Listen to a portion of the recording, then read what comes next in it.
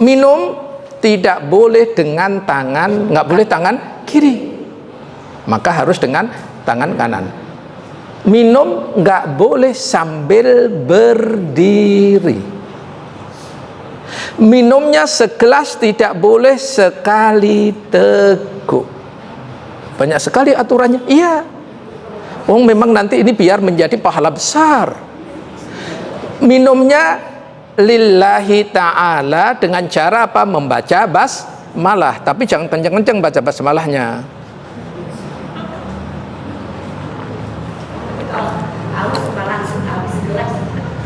Kemudian setelah minum baca alhamdulillah. Masya Allah, ketika minum dengan ini berapa ya pahala yang kita peroleh?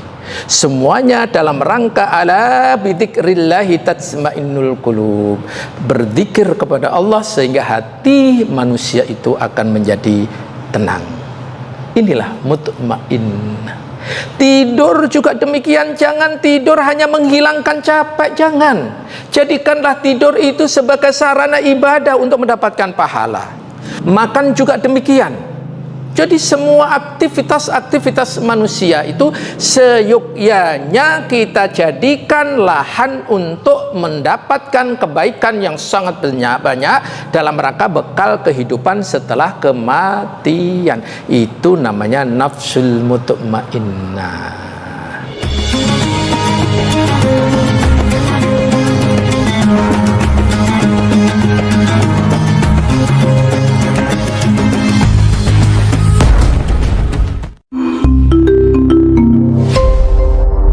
Assalamualaikum warahmatullahi wabarakatuh.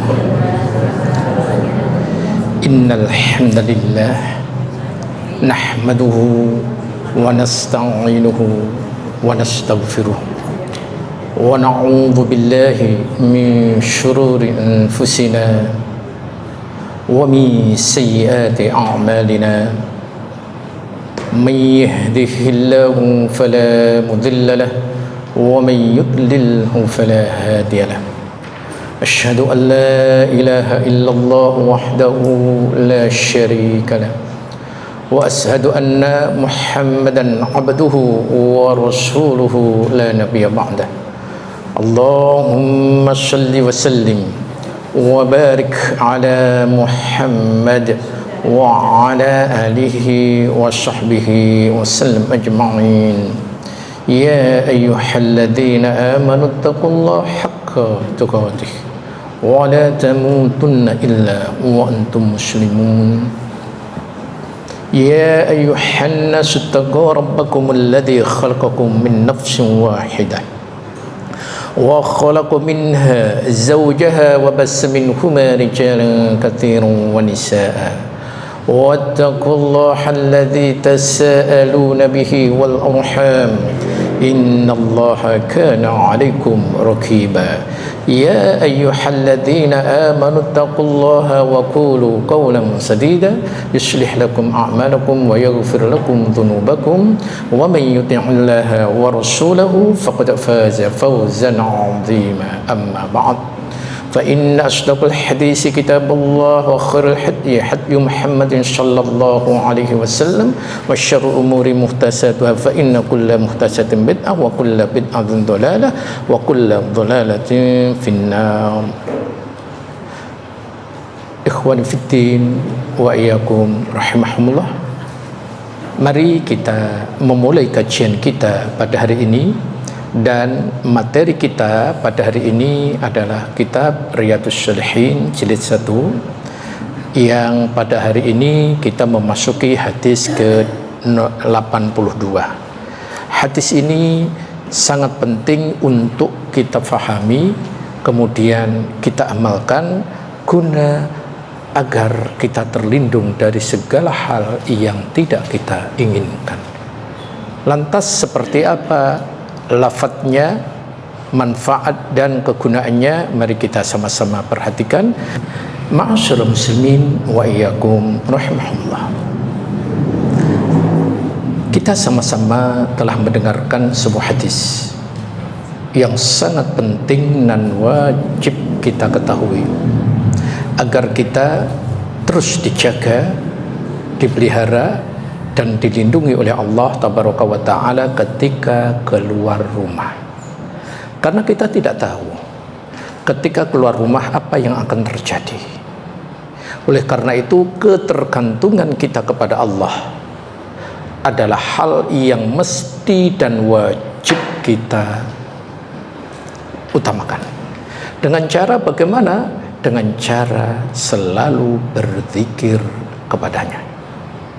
Dan dalam bentuk zikir-zikir yang maksurat, yang dicontohkan oleh Nabi.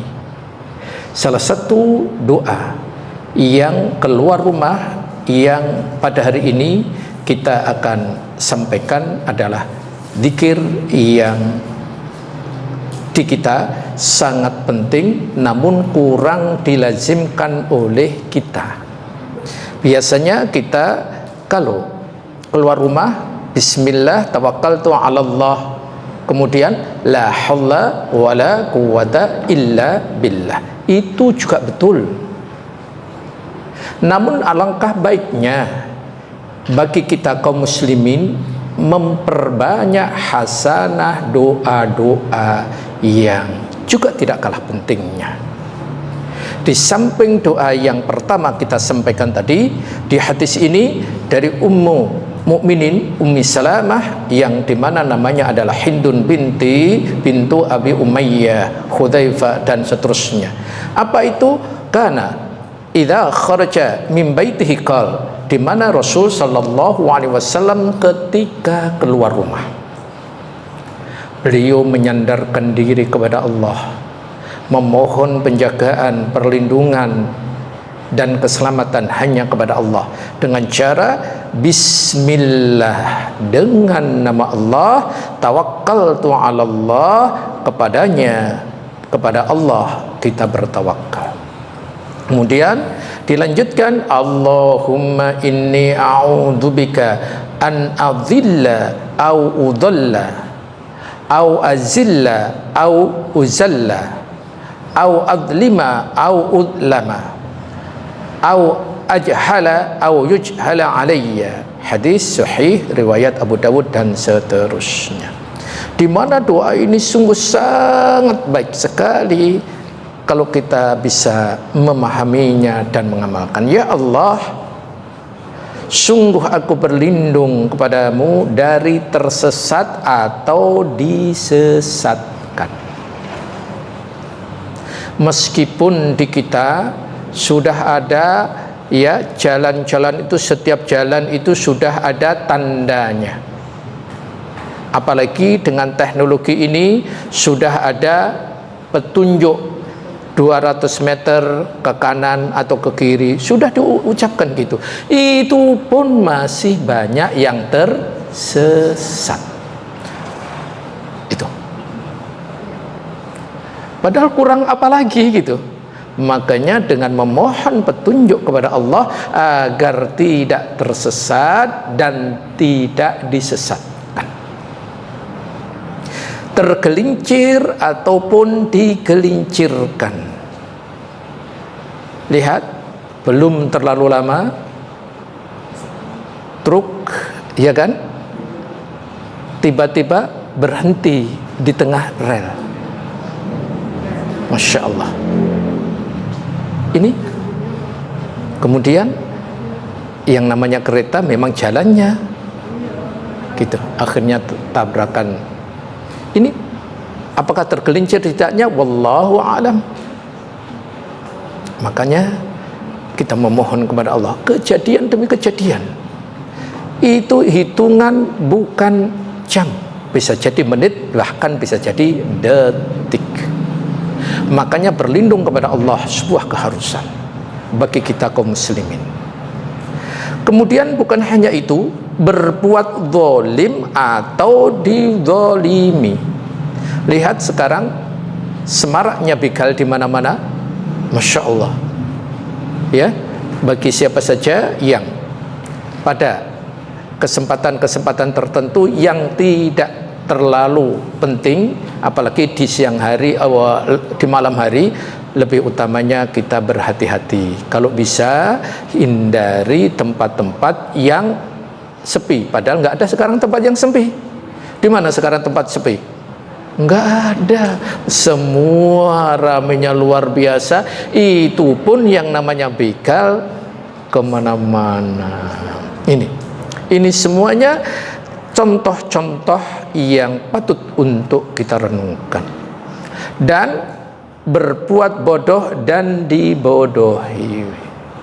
Ini semuanya, ya, ini semuanya tanda bahwa kita tidak bisa berdiri sendiri dengan tegak, dengan kokoh, dengan baik, kecuali minta petunjuk, pertolongan dari Allah Subhanahu wa ta'ala.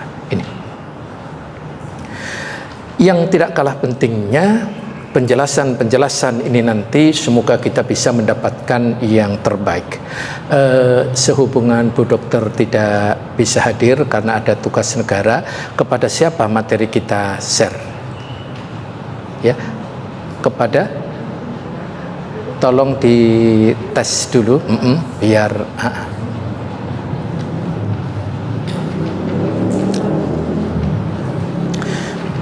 karena nanti ada materi-materi yang kita ingin mendapatkan banyak.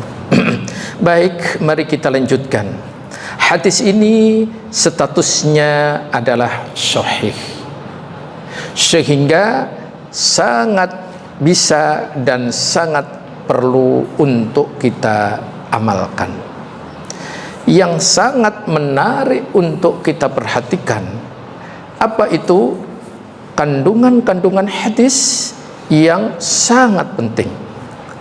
Wabil khusus ma'asyara muslimin, tolong perhatikan kandungan hadis yang ketiga. Ini nanti yang kita angkat. Apa itu sumber kesesatan? Ya, sumber kesesatan.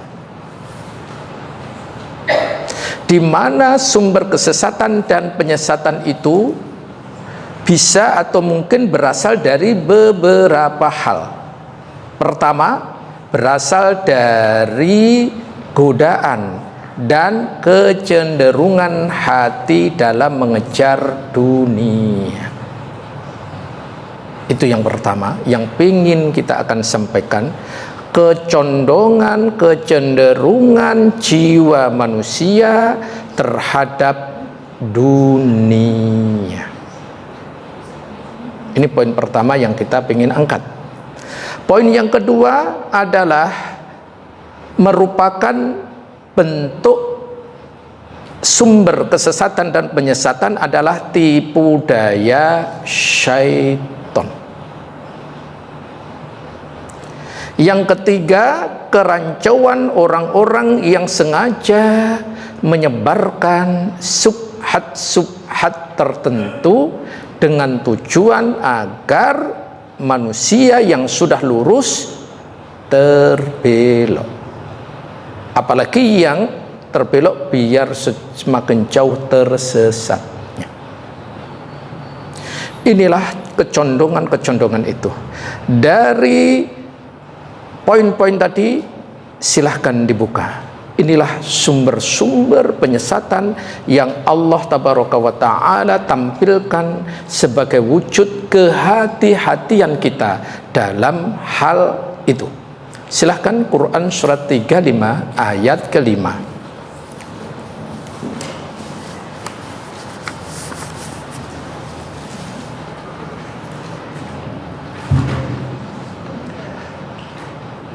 Wahai manusia, sungguh janji Allah itu benar, maka janganlah kehidupan dunia memperdayakan kamu, dan janganlah setan yang pandai menipu memperdayakan kamu tentang Allah. Iya, baik, mari kita sama-sama perhatikan. Lihat di sini, Allah Tabaraka wa Ta'ala telah menyampaikan melalui firman-Nya ini bahwa janji Allah adalah hak. Jadi sebelum Allah menyampaikan makna yang akan disampaikan, maksud yang ingin disampaikan, Allah memulainya bahwa janji Allah adalah benar. Sehingga ketika Allah sudah menjelaskan awalnya seperti itu, berarti hal yang sangat begitu menarik adalah bahwa kebenaran yang akan disampaikan ini mutlak adanya. Apa itu? Allah melanjutkan kehati-hatian kita dalam menghadapi dua alat penipu yang paling canggih.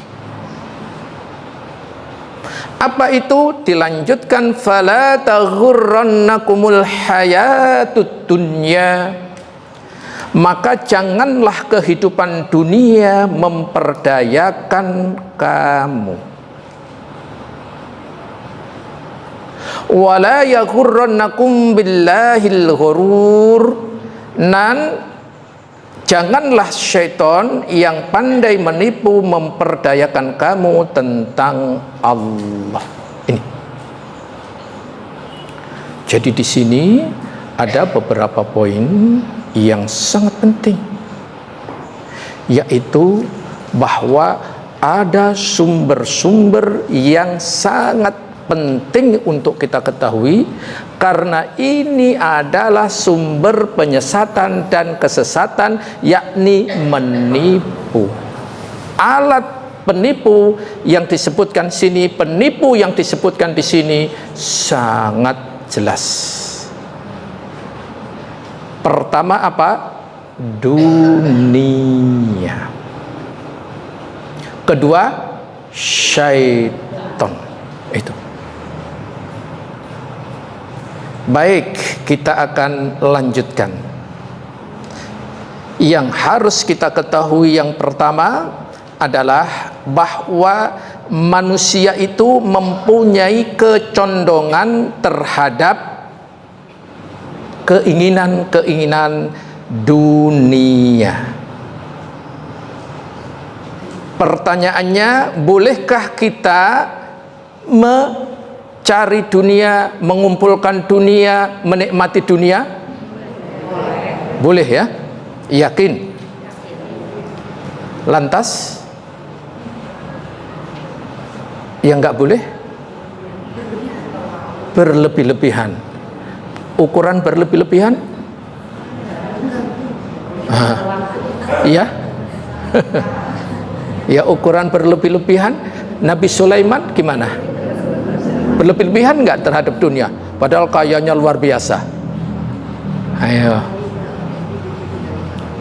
Sekali lagi, jawabannya boleh kita menjadikan dunia ini sarana. Silahkan, Quran surat 3 ayat 14. Jadi boleh. Jangan salah, nanti keliru. Nggak boleh kita menikmati dunia, kita hidup di dunia, meninggalkan dunia, nggak boleh. Iya, silahkan. Dijadikan terasa indah dalam pandangan manusia cinta terhadap apa yang diinginkan, berupa perempuan-perempuan, anak-anak, harta benda yang bertumpuk dalam bentuk emas dan perak, kuda pilihan, hewan ternak, dan sawah ladang. Itulah kesenangan hidup di dunia, dan di sisi Allah lah tempat kembali yang baik. Iya, itulah kesenangan dunia. Zayyana lin-nasi hubbus syahawati minan nisa' wal banin wal qanatiril muqantarati minadh dhahabi wal fiddati wal khaylil musawwamati wal an'am wal harth. Dzalika mata'ul hayatid dunya wallahu 'indahu husnul ma'ab. Memang Allah memberikan kecondongan manusia, kecenderungan manusia akan kecintaan terhadap dunia. Jadi nggak ada masalah. Yang nggak boleh adalah terperdaya, tertipu tertipu dengan dunia. Itu yang nggak boleh. Dalilnya mana tadi? Tadi surat 35 ayat ke-5. Itu tadi. Yang nggak boleh terperdaya atau tertipu terhadap dunia.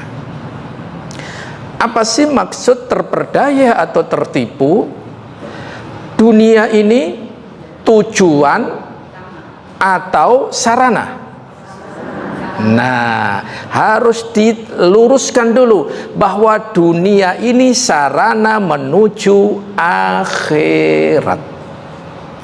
Ad-dunya mazra'atul akhirah. Dunia sarana untuk memperoleh akhirat. Jadi itu orang yang tidak tertipu. Dunia menjadi berkah, dunia menjadi manfaat, dunia menjadi ladang bekal hidup setelah kematian. Ini yang benar.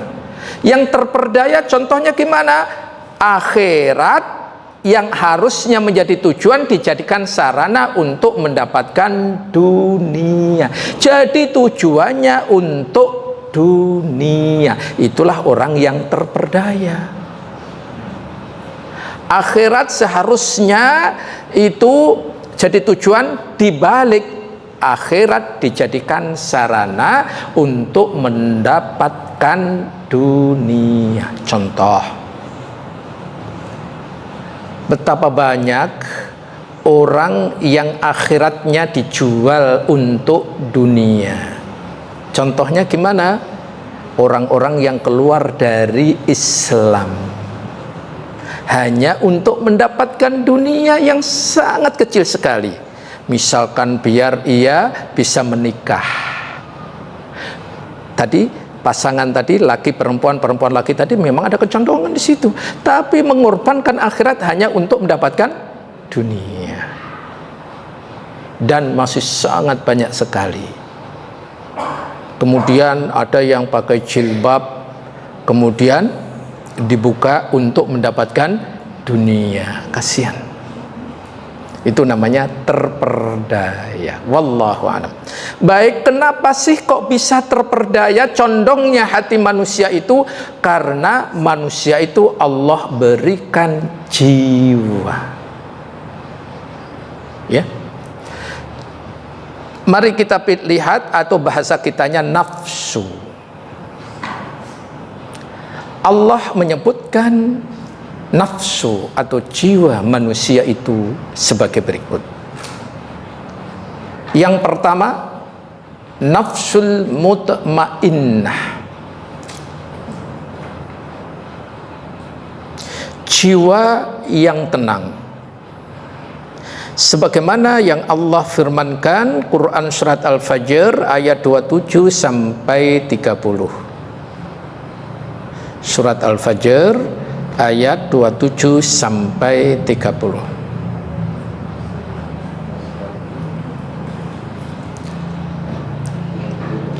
Surat Al-Fajr, surat keberapa? Sebentar, ini iklan.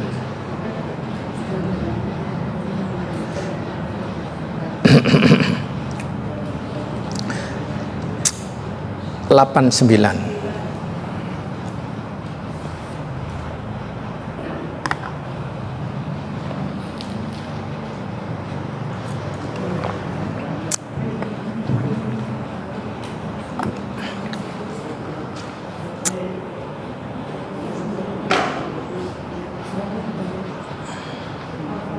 Wahai jiwa yang tenang, kembalilah kepada Tuhanmu dengan hati yang ridho dan diridhoinya. Maka masuklah ke dalam golongan hamba-hambaku dan masuklah ke dalam surga. Iya, inilah jiwa yang tenang. Ya ayyatuhan nafsul mutmainnah. Mutmainnah, jiwa yang tenang. Kemudian yang kedua, nafsu lawamah. Sebagaimana Allah sampaikan Quran surat Al-Qiyamah ayat kedua. Surat Al-Qiyamah surat 75 ayat kedua.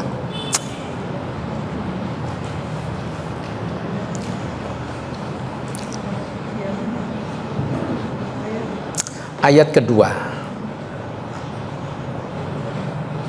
ayat kedua. Iya. Dan aku bersumpah demi jiwa yang selalu menyesali dirinya sendiri. Iya. Wala uqsimu bin nafsil lawwamah. Sampai Allah bersumpah dengan menyebutkan ini apa? Nafsu lawwamah, nafsu yang nanti sangat selalu menyesali terhadap dirinya sendiri. Yang ketiga, nafsu amarah bisu. Surat Yusuf surat 12 ayat 53.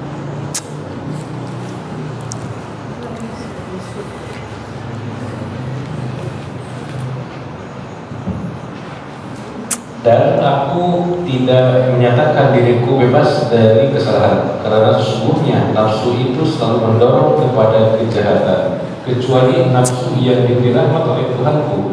Sesungguhnya Tuhanku Maha Pengampun, Maha Penyayang. Iya, itulah 3 keadaan nafsu manusia yang Allah sebutkan di dalam Al-Quran.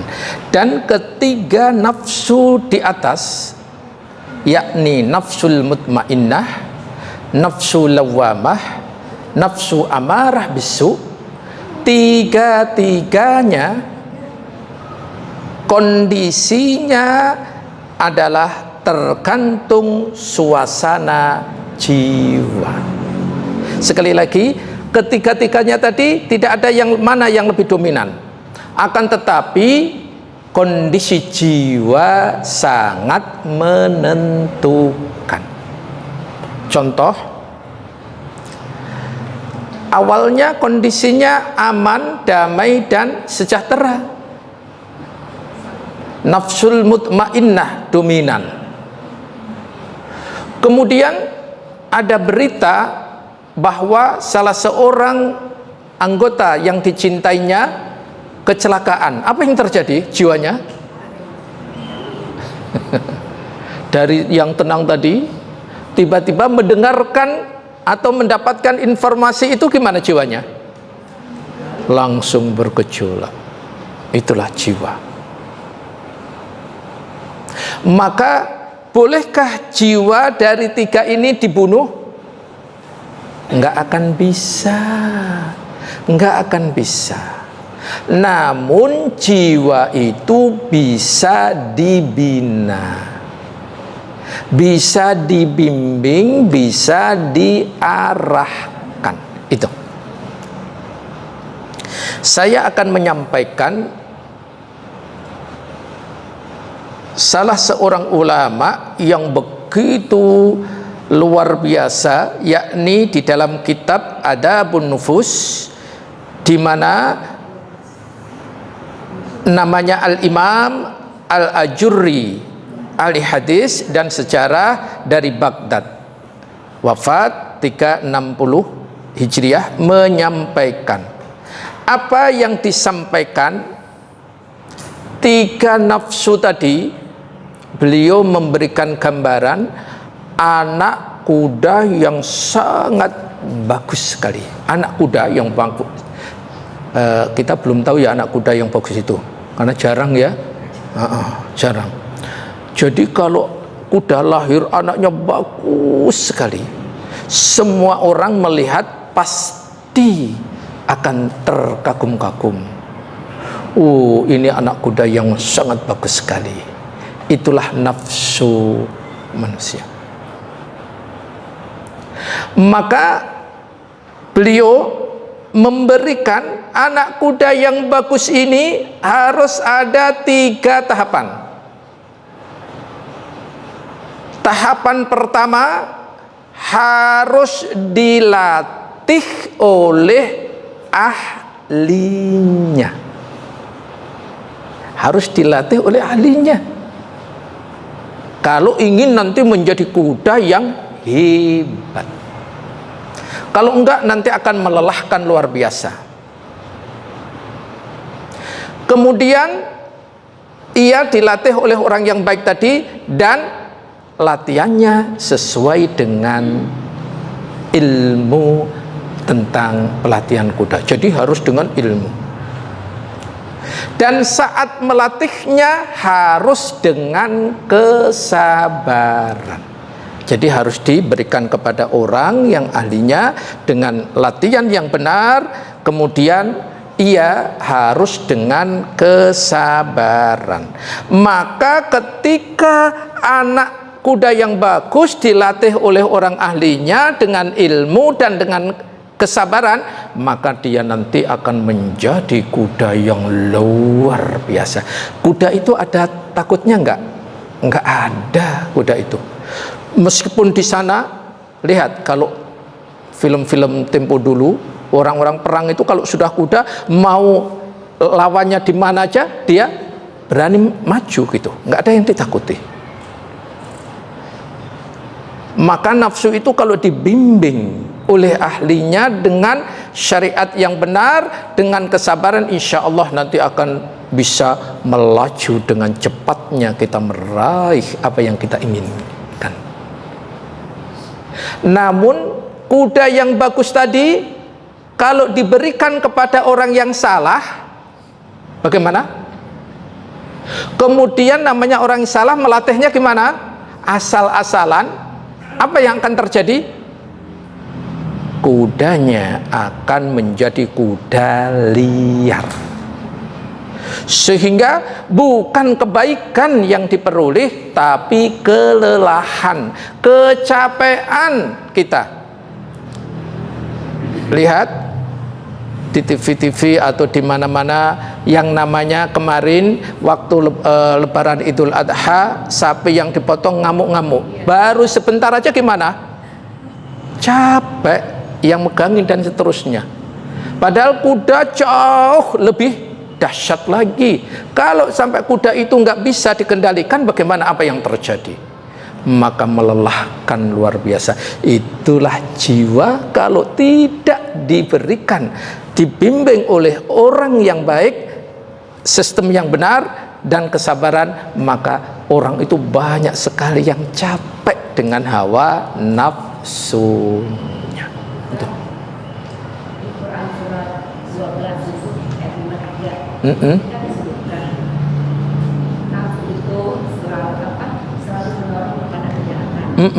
Kecuali nafsul mutmainnah. Gitu. Seperti apa? Ini loh gambarannya. Nafsu lawamah itu di tengah, jamaah.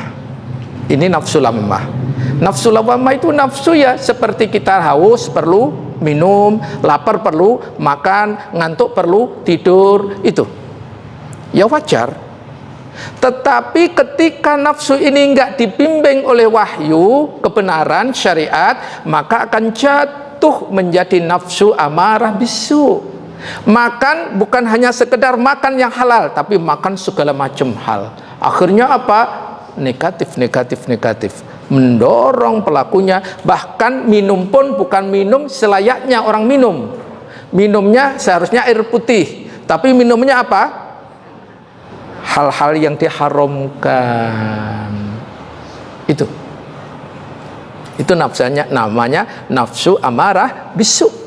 Minum tapi mendapatkan kejahatan yang banyak. Namun kalau nafsu lawamah tadi dibimbing oleh kebenaran, oleh syariat Islam yang sahih ini, maka akan menjadi nafsul mutmainnah. Contohnya juga minum. Ini langsung kita contohkan aja. Enggak, maksudnya ini contoh.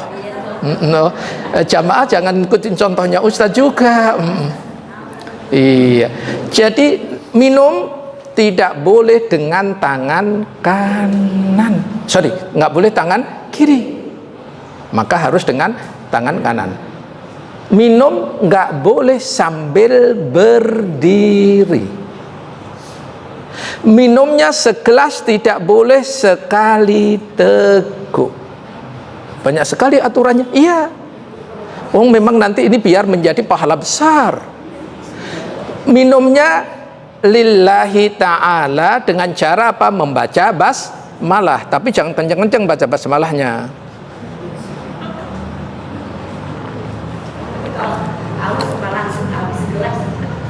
Kemudian setelah minum baca alhamdulillah. Masya Allah, ketika minum dengan ini berapa ya pahala yang kita peroleh?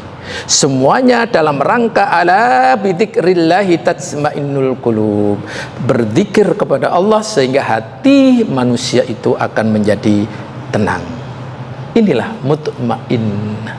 Tidur juga demikian, jangan tidur hanya menghilangkan capek, jangan. Jadikanlah tidur itu sebagai sarana ibadah untuk mendapatkan pahala. Makan juga demikian. Jadi semua aktivitas manusia itu seyogyanya kita jadikan lahan untuk mendapatkan kebaikan yang sangat banyak dalam rangka bekal kehidupan setelah kematian. Itu namanya nafsul mutmainnah. Itu. Wallahu a'lam. Ini jadi bagaimana cara dalam rangka kita mendapatkan kebaikan yang banyak dengan anak kuda yang bagus tadi, dibimbing oleh ahlinya, dengan jalan yang benar, dengan kesabaran, insya Allah bisa dijadikan wahana dan sarana untuk mendapatkan apa yang kita harapkan, keridhaan Allah Subhanahu wa ta'ala. Insya Allah itu yang pertama. Kemudian yang kedua, kecenderungan manusia mengejar dunia.